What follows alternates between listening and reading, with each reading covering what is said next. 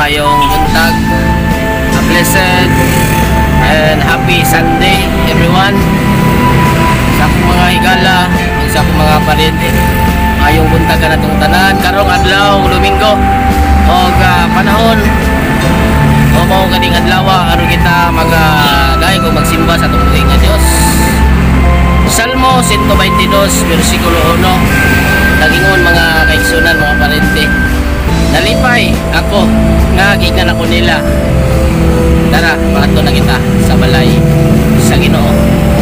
Mga igsoon, mga parente, dako na to nga kalipay sa diha nga diya sa sunod sa atong panimalay. Adunay usa ka membro sa ato hangsak sa panimalay nga moingon nga tara maato na kita sa Ginoo.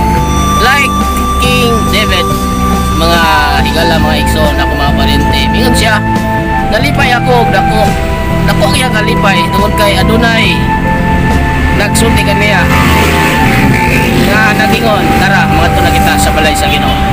So dako na kalipay na to mga kaigsuonan, ilabi na nga kita mga anak sa Ginoo. Og matag adlaw Domingo kita malipayon nga maato gayud sa balay alapuanan sa Ginoo, simbahan aron magday kung magsimba kaniya sa espiritu usa ka maturan. Yan, salamat mga igsoon ug may buntag sa natong tanan. Praise the Lord. Hallelujah.